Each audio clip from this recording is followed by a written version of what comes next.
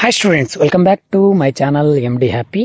ಆತ್ಮೀಯ ವಿದ್ಯಾರ್ಥಿಗಳೇ, ಈ ವಿಡಿಯೋದ ಮೂಲಕ ನಿಮಗೆ ಕರ್ನಾಟಕ ಸರ್ಕಾರ ಈ ದ್ವಿತೀಯ PUC ಅಂದರೆ ಸಮಾಜಶಾಸ್ತ್ರ ವಿಷಯದ ಮಾದರಿ ಪ್ರಶ್ನೆ ಪತ್ರಿಕೆಯನ್ನು ನಿಮ್ಮ ಮುಂದೆ ತೆಗೆದುಕೊಂಡು ಬಂದಿದ್ದೀನಿ. ವಿಡಿಯೋವನ್ನ ಕೊನೆ ತನಕ ನೋಡಿ. ಯಾಕಂತಂದ್ರೆ ಈ ವಿಡಿಯೋದಲ್ಲಿ ನಿಮಗೆ ಇಂಥದೊಂದು ಮಾಹಿತಿ ಕೊಡ್ತಾ ಇದ್ದೀನಿ ಅಂತಂದ್ರೆ, ನೀವು ಎನ್ಯುವಲ್ ಎಕ್ಸಾಮ್ ಬರೀತೀರಿ, ಆ 3 ಮಾದರಿ ಪ್ರಶ್ನೆ ಪತ್ರಿಕೆಗಳನ್ನು ಸರಿಯಾಗಿ ಓದಿದ್ರೆ ಎನ್ಯುವಲ್ ಎಕ್ಸಾಮ್ ನೀವು ಖಂಡಿತವಾಗಿ 80ಕ್ಕೆ 80 ಅಂಕ ಪಡಿತೀರಿ. ಸೊ ಇದು ನಾನು ಖಂಡಿತವಾಗಿ ಹೇಳ್ತೀನಿ. ಯಾಕಂದ್ರೆ ನಾನು ಮಾದರಿ ಪ್ರಶ್ನೆ ಪತ್ರಿಕೆ ವಿಡಿಯೋಗಳನ್ನ ಬಿಟ್ಟಿದ್ದೀನಿ ಆಲ್ರೆಡಿ. ಅವು ಪ್ಲೇ ಲಿಸ್ಟ್ಗಳಿದಾವೆ, ದಯವಿಟ್ಟು ಹೋಗಿ ನೋಡಿ. ಮತ್ತು ನಮ್ಮ ಟೆಲಿಗ್ರಾಮ್ ಚಾನಲ್ ಇದೆ, ಆ ಲಿಂಕ್ ಅನ್ನು ಬಳಸಿಕೊಂಡು ಟೆಲಿಗ್ರಾಮ್ ಗ್ರೂಪಿಗೆ ಜಾಯ್ನ್ ಆಗಿ ಅಲ್ಲಿ ನೋಟ್ಸ್ಗಳನ್ನು ಕೊಟ್ಟಿದ್ದೀನಿ, ಡೌನ್ಲೋಡ್ ಮಾಡ್ಕೊಳ್ಳಿ. ನಿಮ್ಮ ಅಭ್ಯಾಸವೂ ಸಹ ಸುಲಭ ಆಗ್ತದೆ ಅಂತ ಹೇಳ್ತೀನಿ. ಸೊ ಬನ್ನಿ, ಈ ವಿಡಿಯೋ ಮುಖಾಂತರ ಸಮಾಜಶಾಸ್ತ್ರ ವಿಷಯದ ಮಾದರಿ ಪ್ರಶ್ನೆ ಪತ್ರಿಕೆ ನಾವಿಲ್ಲಿ ನೋಡ್ಕೊಂತ ಹೋಗೋಣ.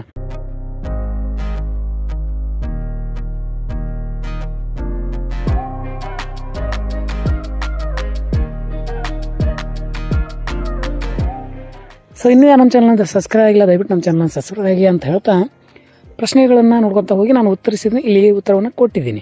ಸರಿಯಾದ ಉತ್ತರವನ್ನು ಆರಿಸಿ ಬರೆಯಿರಿ. 2021 ಜನಗಣತಿಯ ಪ್ರಕಾರ ಕರ್ನಾಟಕದಲ್ಲಿ ಹೆಚ್ಚು ನಗರೀಕರಣಗೊಂಡ ಜಿಲ್ಲೆ ಇಳಿಕೆ ಕ್ರಮದಲ್ಲಿ ಆರಿಸಿ ಬರೆಯಿರಿ ಅಂತ ಕೊಟ್ಟಿದ್ದಾರೆ. ಬೆಂಗಳೂರು, ಧಾರವಾಡ, ದಕ್ಷಿಣ ಕನ್ನಡ, ಮೈಸೂರು. 2011 ಜನಗಣತಿ ಪ್ರಕಾರ ಅತಿ ಹೆಚ್ಚು ಪರಿಶಿಷ್ಟ ಜಾತಿಯ ಜನರು ಇರುವ ರಾಜ್ಯಗಳನ್ನು ಕ್ರಮಾನುಗತಿಯಲ್ಲಿ ಆರಿಸಿ ಬರೆಯಿರಿ ಅಂತ ಕೊಟ್ಟಿದ್ದಾರೆ. ಉತ್ತರ ಪ್ರದೇಶ, ಪಶ್ಚಿಮ ಬಂಗಾಳ, ಬಿಹಾರ, ತಮಿಳುನಾಡು. ಇನ್ನು ಕೇಂದ್ರ ಸರ್ಕಾರ ಸಂವಿಧಾನದಲ್ಲಿ ಪರಿಶಿಷ್ಟ ಜಾತಿ ಮತ್ತು ಪರಿಶಿಷ್ಟ ಪಂಗಡ ಆಯೋಗ ರಚನೆ ಅವಕಾಶ ನೀಡಿರುವಂತಹ ವಿಧಿ ಅಂತ ಕೇಳಿದ್ದಾರೆ. 338ನೇ ವಿಧಿ. ಉಳಿದ 3 ವಿಧಿಗಳನ್ನು ನೀವು ನನ್ನ ಕಮೆಂಟ್ ಮೂಲಲ್ಲಿ ತಿಳಿಸಿ. ಇನ್ನು ಅಪಸಂಸ್ಕರಣಾತ್ಮಕರಣದ ಪರಿಕಲ್ಪನೆಯನ್ನು ಪರಿಚಯಿಸಿದವರೇ MN ಶ್ರೀನಿವಾಸ್ ಅಂತ ಹೇಳ್ತೀವಿ. ಪಶ್ಚಿಮ ಬಂಗಾಳದ ಗುರ್ಖಾ ಲ್ಯಾಂಡ್ ಚಳವಳಿ ಯಾವ ಚಳವಳಿಗೆ ಉದಾಹರಣೆಯಾಗಿದೆ ಅಂತ ಕೊಟ್ಟಿದ್ದಾರೆ. ಅದು ಹೊರಗುಳಿಯುವ ಚಳುವಳಿ ಅಂತ ಹೇಳ್ತೀವಿ. ನಾನು ಬಹಳ ಜನ ವಿದ್ಯಾರ್ಥಿಗಳಿಗೆ ಹೇಳ್ತಾ ಇರ್ತೀನಿ, ಬಿಟ್ಟ ಸ್ಥಳಗಳನ್ನು ಗಮನಿಸ್ತಾ ಹೋಗಿ. ಯಾಕಂತಂದ್ರೆ ಉತ್ತರಗಳು ಅಲ್ಲೇ ಕೊಟ್ಟಿರ್ತಾರೆ, ಸರಳವಾಗಿ 5 ಅಂಕವನ್ನು ಪಡಿತೀರಿ. ಭಾರತಕ್ಕೆ ಮೊದಲು ಬಂದವರು ಯುರೋಪಿಯನ್ನರು. ನಾನು ಹಳೆ ಪ್ರಶ್ನೆಗೆ ಆಗಲಿ ಅಥವಾ ಹೋದ ವರ್ಷದ ಪ್ರಶ್ನೆ ಪತ್ರಿಕೆ ನೋಡಿದಾಗ ಈ ಪ್ರಶ್ನೆ ಬಹಳ ಸರಿ ಬಂದಿದೆ, ಇದನ್ನು ಕೇಳ್ತಾರೆ. ಕಾಸ್ಟ್ ಇನ್ ಇಂಡಿಯಾ ಗ್ರಂಥದ ಕರ್ತೃ. ನಾನು second PUC mid term exam ಕೊಡುವಾಗ ಪ್ರಶ್ನೆ ಪತ್ರಿಕೆಯನ್ನು ಉತ್ತರಿಸಿನ, ಅಲ್ಲಿ ಸಹ ಈ ಪ್ರಶ್ನೆ ಬಂದಿದೆ ನೋಡಿ, JH ಹಟನ್ ಅಂತ ಹೇಳಿ. ಹರಿಜನ್ ಎಂಬ ಪದವನ್ನು ಪರಿಚಯಿಸಿದರು ನರಸಿಂಗ್ ಮೆಹ್ತಾ ಅವರು. ಸಮೂಹ ಮಾಧ್ಯಮವನ್ನು ಸಾಮಾಜಿಕ ಬಂಡವಾಳ ಎಂದವರೇ ರಾಬರ್ಟ್ ಪುಟನ್ ಅವರು. ಸ್ವಗೌರವ ಚಳವಳಿಯನ್ನು ಆರಂಭಿಸಿದವರೇ EV ರಾಮಸ್ವಾಮಿ ನಾಯರ್ ಅವರು ಅಂತ ಹೇಳ್ತೀನಿ. ಸೊ ಇದಿಷ್ಟು 5 ಅಂಕದ ಬಿಟ್ಟ ಸ್ಥಳ. ವಿದ್ಯಾರ್ಥಿಗಳೇ, ಹೊಂದಿಸಿ ಬರೆಯರಲ್ಲಿ ನಾನು ಸ್ವಲ್ಪ ವಿವರಣಾತ್ಮಕ ವಿವರಣೆಯನ್ನು ಇಲ್ಲಿ ಕೊಟ್ಟಿದ್ದೀನಿ. ಸೊ ಗಮನಿಸ್ತಾ ಹೋಗಿ. ರಾಷ್ಟ್ರೀಯ ಮೇಳ ಆಯೋಗ ಸ್ಥಾಪನೆ ಆದುದೇ 1992 ಅಂತ ಹೇಳ್ತೀನಿ. ಆವಾಗ ರಾಷ್ಟ್ರೀಯ ಮೇಳ ಆಯೋಗವನ್ನು ಸ್ಥಾಪನೆ ಮಾಡ್ತಾನೆ. ಸೆಂಟ್ ಸೈಮನ್ ಆಯೋಗ ಬಂದುದೇ ಇಂಡಿಯಾಗೆ 1928. 1935 ಭಾರತ ಸರ್ಕಾರ ಕಾಯ್ದೆ ಅನುಗುಣವಾಗಿ ಪರಿಶಿಷ್ಟ ಜಾತಿಯನ್ನ ಪರಿಚಯಿಸಿದರೆ ಸೈಮನ್ ಆಯೋಗದವರು. ಟೆಲಿಶಾಪಿಂಗ್ ಎಂಬ ಪದವನ್ನು ಮೊದಲ ಬಾರಿಗೆ ಏನಪ್ಪಾ ಅಂತಂದ್ರೆ ಬಳಸ್ತಾರೆ, ಅದು 1979. ಅದು ಮೈಕಲ್ ಆರ್ ಡೇರಿಜ್ ಎಂಬ ವ್ಯಕ್ತಿ. 2ನೇ ಹಿಂದುಳಿದ ವರ್ಗದ ಆಯೋಗ ಸಹ ಅವಾಗ ರಚನೆ ಆಗ್ತದೆ. ಇನ್ನು ಕೂಲಿಗಾಗಿ ಕಾಳು ಯೋಜನೆ ಎಂಬುದು 1977 ಆಗ್ತದೆ, ಏಪ್ರಿಲ್. ಅದು ಹಸಿವು ನಿರುದ್ಯೋಗ ನಿರ್ಮೂಲನೆಗೋಸ್ಕರ. ಇನ್ನು WTO ಕಟ್ಟಡ ಧ್ವಂಸ ಯಾವಾಗ ಆಗ್ತದೆ ಅಂತಂದ್ರೆ 2001 ಆಗ್ತದೆ.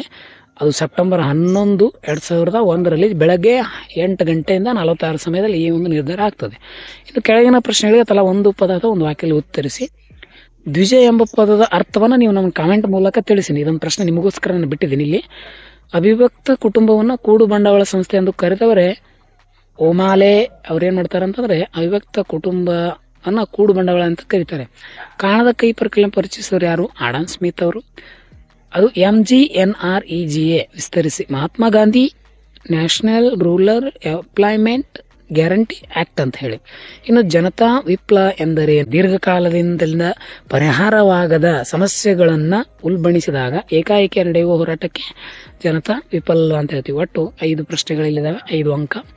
ಸೊ ನನಗೆ ಈ ವಿಡಿಯೋ ಹೇಗೆ ಅನಿಸ್ತು ಅಂತೇಳಿ ಕಮೆಂಟ್ ಮೂಲಕ ತಿಳಿಸಿ.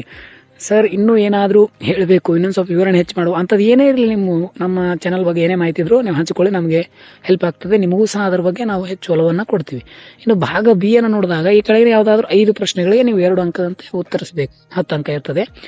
ಆರೀಕರಣ ಪ್ರಕ್ರಿಯೆ ಅಡ್ಡಿಯಾಗಿ 2 ಅಂಶಗಳು, ಅದರ ವಿಲೀನಕ್ಕೆ ಬುಡಕಟ್ಟುಗಳ ವಿರೋಧ ಆಗ್ತದೆ. ಅದೇ ರೀತಿ ವಲಸೆ ಬಂದವರು ಸಹ ವಿಲೀನಕ್ಕೆ ವಿರೋಧವನ್ನ ಮಾಡ್ತಾರೆ. ಇನ್ನು ಕರ್ನಾಟಕದ ಯಾವುದಾದ್ರೂ 2 ಪ್ರಬಲ ಜಾತಿಗಳನ್ನು ಹೆಸರಿಸಿ. ಒಕ್ಕಲಿಗರು ಮತ್ತು ಲಿಂಗಾಯತರು. ದೂರದರ್ಶನ ಜನಪ್ರಿಯತೆ ಕಾರಣದ 2 ಮಹಾಕಾವ್ಯಗಳನ್ನು ತಿಳಿಸಿ. ರಾಮಾಯಣ ಮತ್ತು ಮಹಾಭಾರತ. ಬೊಟ್ಯಾಸ್ಕ್ ಪ್ರಕಾರದ ಸಾಮಾಜಿಕ ಚಳವಳಿಯ ಪ್ರಮುಖ ಅಂಶಗಳನ್ನು ಬರೆಯಿರಿ. ವಿಷಯ ನಿಷ್ಕ್ರಿಯತೆ ಮತ್ತು ಆದರ್ಶವಾದ ಏನಾಗಿವೆ ಅಂದರೆ ಬೊಟ್ಯಾರ್ಕ್ ಪ್ರಕಾರ, ಟಾಕ್ಸ್ ಪ್ರಕಾರದ ಸಾಮಾಜಿಕ ಚಳವಳಿಯ ಪ್ರಮುಖ ಅಂಶಗಳನ್ನು ಇಲ್ಲಿ ಕೊಟ್ಟಿದ್ದಾರೆ. ಇನ್ನು ಜಾಗತಿಕ ದೃಷ್ಟಿಕೋನ 2 ಆಯಾಮಗಳೆಂದರೆ ಒಂದು ಜಾಗತಿಕ ಸಮುದಾಯ, ಇನ್ನೊಂದೇ ಜಾಗತಿಕ ಅನನ್ಯತೆ ಅಂತ ಹೇಳ್ತೀನಿ. ಇನ್ನು ಭಾಗ ಸಿ ಮತ್ತು ಭಾಗ ಡಿ ಯ ವಿವರಣೆಯನ್ನು ನಾನು ಮುಂದಿನ ವಿಡಿಯೋದಲ್ಲಿ ಕೊಡ್ತೀನಿ. ಅದರ ಬಗ್ಗೆ ಚಿಂತೆ ಬೇಡ, ಯಾಕಂತಂದರೆ ನಾನು ಸಂಪೂರ್ಣವಾದ ಮಾಹಿತಿಯನ್ನು ನಿಮಗೆ ಒದಗಿಸಲಿಕ್ಕೆ ಅವಕಾಶವನ್ನು ಮಾಡಿಕೊಡ್ತೀನಿ. ಮತ್ತು ಈ ವಿಡಿಯೋದಲ್ಲಿ ಕೇವಲ ಪಾಸಿಂಗ್ ಅಂಕಗಳನ್ನು ನಾನು ತಂದಿದ್ದೀನಿ. ಸೊ ಈ ವಿಡಿಯೋ ಹೇಗೆ ಅನಿಸ್ತು ಅಂತ ನನಗೆ ಕಮೆಂಟ್ ಮೂಲಕ ತಿಳಿಸಿ. ಸೊ ಎಲ್ರಿಗೂ ಧನ್ಯವಾದಗಳು.